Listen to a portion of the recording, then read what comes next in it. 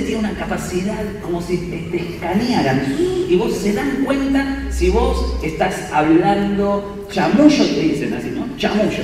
Guitarrea chamullo, ¿no? Es un careta, ¿no? ¿Saben por qué? Porque están deseosos de buscar autenticidad. Imagínense, ¿no? Yo recuerdo que en una oportunidad tuve una situación muy difícil en mi vida, otro día se las cuento, que yo estuve perdido en la selva. Me perdí 4 días en la selva del norte de Colombia y del sur de Panamá. Otro día se les cuento eso, ¿no? Y en ese momento me acuerdo que en pleno conflicto, y en una zona liberada, así que podíamos caer en manos de cualquier cosa, estábamos con 2 jovencitos más, yo oré al Señor. Y ahí me di cuenta que mi oración era una oración muy poco auténtica. De verdad, yo sentí como en una situación límite, sentí que mi oración había llegado hasta acá y después, nada. Y me di cuenta que yo había pasado toda mi vida, hablando con Dios de manera careta. ¿Qué significa esto? No solamente tengo que mostrarme tal cual soy, delante de Dios, ser sincero, delante de los demás, ser sincero y mostrarme tal cual soy, sin usar palabras extrañas. Y miren, les digo así, que nadie predique del amor si no estás dispuesto a amar. Porque nos hemos pasado mucho tiempo, la iglesia ha pasado mucho tiempo soportando predicadores que predican muy bien pero después no hacen. ¿Y saben qué? Esta generación no lo tolera. Mi generación sí lo toleraba. La generación que estaba antes, que la mía también lo toleraba, pero esta generación no lo tolera. No tolera que le vayan a hablar de la gracia de Dios cuando después vos emitís juicio sobre los demás. Empáticos. ¿Alguien puede explicar qué es la palabra empatía? Muy bien, ponerse en el lugar del otro, ponerse en los zapatos del otro, ¿no? Ser empático es ser comprensivo, es saber lo que al otro le está sucediendo. Ser empático tiene que ver con yo poder comprender toda la situación que le está viviendo el adolescente. Así que no solamente tengo que ser auténtico, no solamente tengo que ser amoroso, también tengo que ser empático. El adolescente, fíjense que estas son las cosas que menciona constantemente. Si usted es maduro, ¿alguien puede dar una definición de madurez? Saber tomar decisiones. Saber tomar decisiones, muy bien, sí, tiene que ver con eso, ¿no? Y eso tiene que ver con la sabiduría. Palabra que no está muy de moda, ¿no? Vieron que no está muy de moda ser sabio. Responsabilidad. Sí, muy bien, tiene que ver con la responsabilidad. Bien. ¿Cómo? Respeto, compromiso, muy bien, sí, tiene que ver con eso. Hacerse cargo de uno mismo. Sí, muy bien, doctora. Así es, hacerse cargo de uno mismo. Cuando uno se respeta a sí mismo y con la misma intensidad respeta al otro, se pueden construir relaciones sanas. ¿Está bien? Eso es un principio bíblico. ¿Sí? Es un principio bíblico. De la misma manera que yo me respeto a mí mismo, respeto a los demás. Yo lo digo de esta manera. Es una fórmula matemática. Si quieren anótenla. R1 más R2 más R3 es igual a madurez. R1 más R2 más R3 es igual a madurez. R1, respetarse a sí mismo.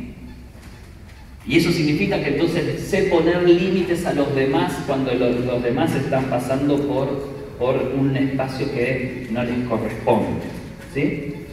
R2, ¿no? Primero me respeto a mí mismo, después respeto a los demás. Y este es el principio bíblico. ¿Saben por qué? Porque no podemos dar lo que no tenemos.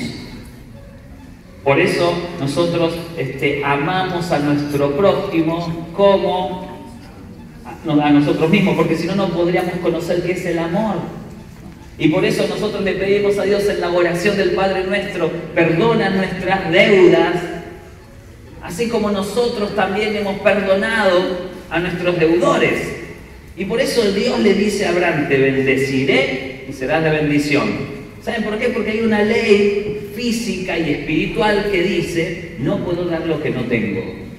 Entonces, si vos querés respetar a los demás, primero te tenés que respetar a vos mismo, a vos mismo. Entonces, respeto a mí mismo, después respeto a los demás. Y la tercera R, responsabilizarse por los actos cometidos.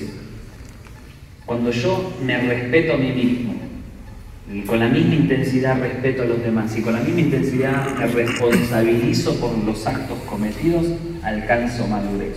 Una persona madura es una persona que se respeta a sí mismo, respeta a los demás y también se responsabiliza por los actos cometidos.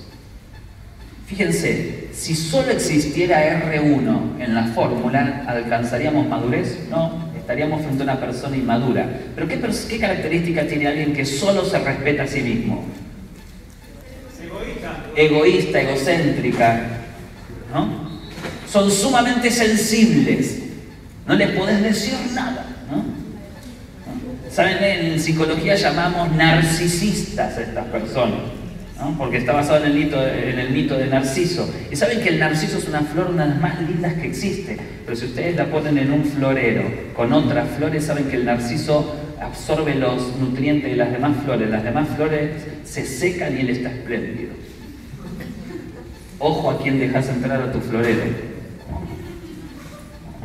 Y qué difícil se hace en el liderazgo, los pastores saben, trabajar en el liderazgo dentro de un equipo y tener alguno de R1 solamente.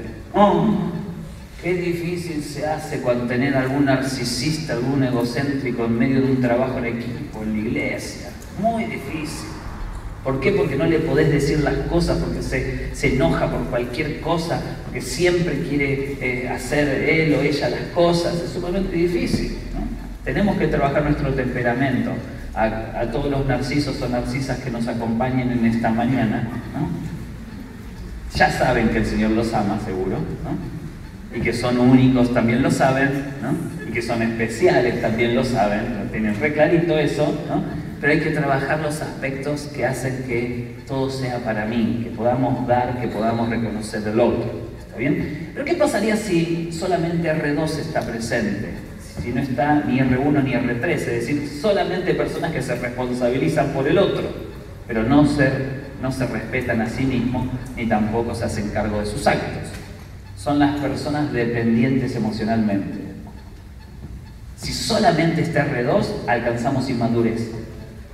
Porque solo respeto a los demás, pero me olvidé de mí mismo. Solo estoy pensando en los demás, y en los demás, y en los demás, y los demás pasan a ser importantes, entonces su opinión pasa a ser importante, entonces estoy detrás de que me den reconocimiento y son personas dependientes emocionalmente. Porque recuerden, nosotros podemos darnos al otro, ofrecernos al otro, pero sin olvidar quiénes somos. Está bien, Jesús es el claro ejemplo de que Él se entregó por amor a todos, pero nunca se olvidó de quién era. Siempre R1 estuvo ahí, ¿no? ¿Y qué pasaría si solamente nos encontramos con R3? Solamente hay personas que se responsabilizan por los demás, se responsabilizan por lo que hicieron, se responsabilizan, ¿no? Todo es responsabilidad, todo es lo que hice, todo. ¿Saben qué? Son personas culposas. Personas culposas que están constantemente diciendo, sí, yo lo hice, sí, yo, ¿no? Entonces fíjense que para que se alcance madurez tienen que estar las 3 R's, ¿no? Y si vos estás en el liderazgo, si usted está en el liderazgo, está bueno que nosotros hagamos un planteo hacia nuestra vida interna y nos fijemos si hay alguna R que está media débil para pedirle a Dios que la trabaje en nuestro temperamento, para pedirle a Dios que lo trabaje en nuestras conductas y poder alcanzar madurez, ¿eh? Porque R1 es adueñarnos de todas las verdades de Dios que Dios tiene sobre nosotros, respetarnos mismo, pero después respetar a los demás también. Y después responsabilizarnos por los actos cometidos. Muy bien, entonces solo como cuando tenemos estas 4 características podemos transformarnos en formadores. ¿Alguien quiere decir algo? Como no está mi esposa para taparme la boca desde el fondo, me hace... Entonces ustedes tienen que ponerme límite, porque si no yo hablo, ¿saben, no? Una capacidad para hablar. Así que ustedes pongan mi límite. ¿Alguien quiere decir algo?